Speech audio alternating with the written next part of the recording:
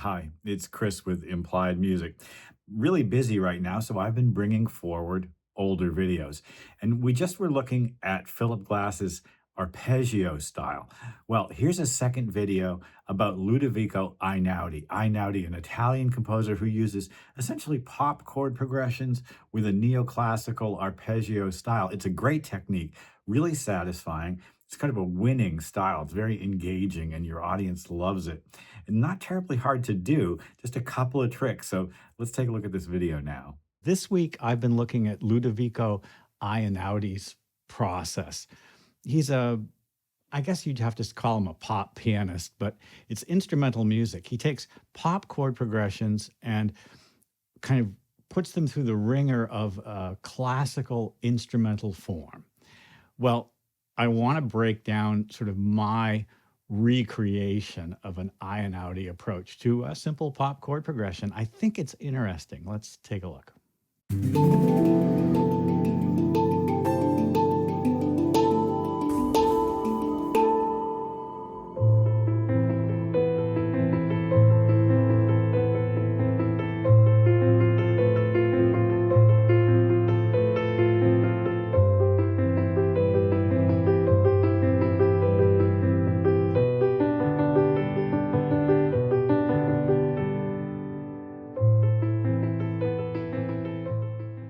We've talked about instrumental form recently. It's the way you play chords. Chords can be played as blocks, as alternating patterns, or as arpeggios. Einaudi uses all of those, but I think by far the one that he uses the most frequently is the arpeggio or the figured arpeggio, where a little turn or an alternating note creates a little more interest. Let's take a look at just some basics and then kind of expand outwards from there. Now, as I said, it's about pop chord progression. So here's my pop chord progression, and I'll play it as if I'm accompanying a pop singer. It's A minor, F, C, G. And honestly, a very fun kind of progression to top line over. I'm playing block chords and roots.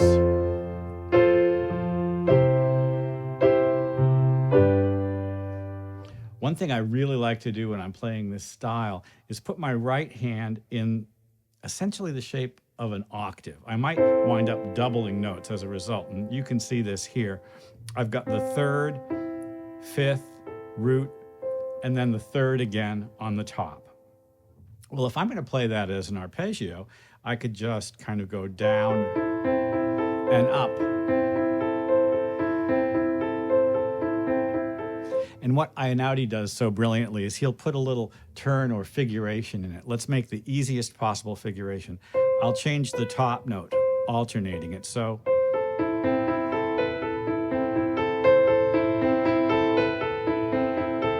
it's lovely. Here's my left hand. I'm going to play A, E, B. So for a little juice, the B appears in the right hand and it appears in the left.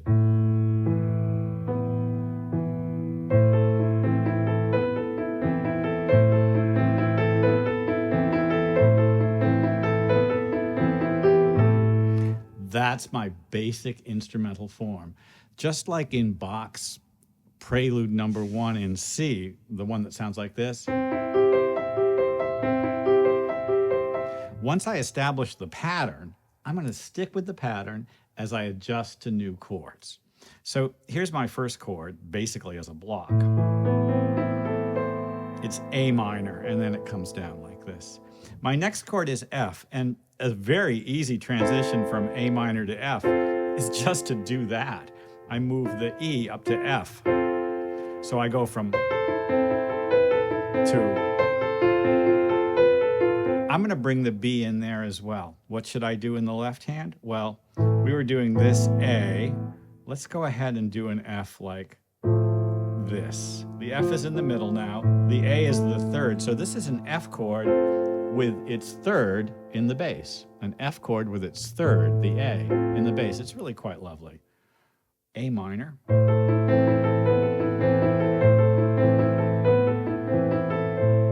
And then I guess probably the next chord we said was C.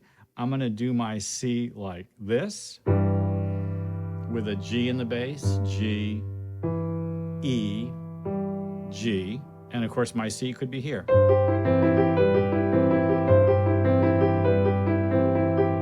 My next chord is G, and I can do my G here with the third in the bass.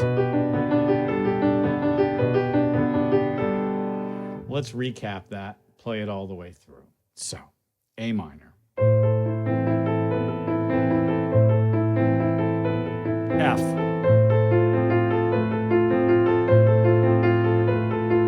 C, G,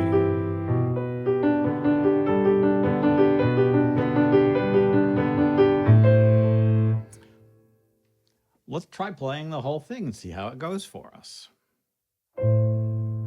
Now, one thing is definitely true is Einaudi likes to use soft pedal and a lot of reverb. I've been treating the piano with a little bit of reverb. Maybe we'll boost that for this playthrough. And also we should put the piano on an iceberg and float it along, right? So here we go.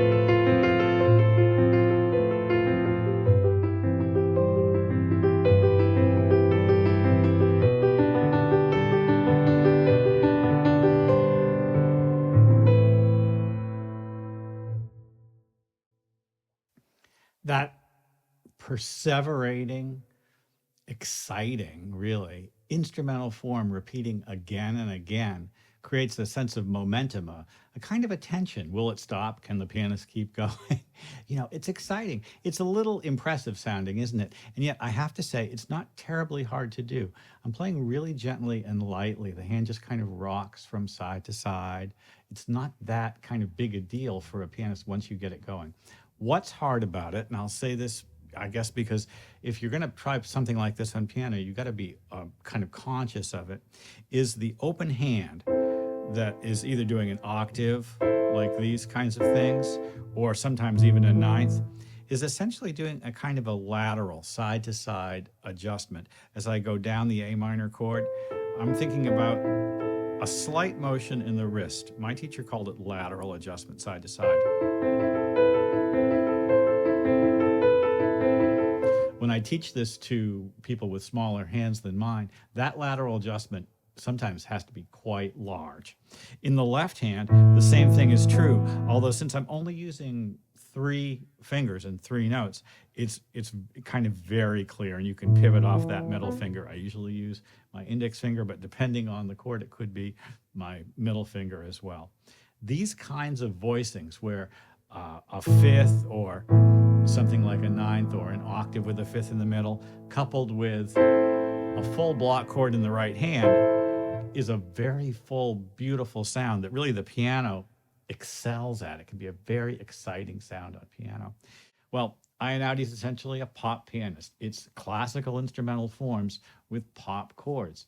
It can be very fun to play. It's entertaining for your friends and is not, I guess, probably a bad way to approach, say, creating a backing track for a top liner as well. It's a little busy. Like if I played that behind a vocalist, they'd probably say, can you just pull it back a little bit there, cowboy? But for solo instrumental forms, it's a great approach. Well, I hope this has been useful. Like and subscribe, ding the bell. You'll be notified when I do my videos. I'll see you next time.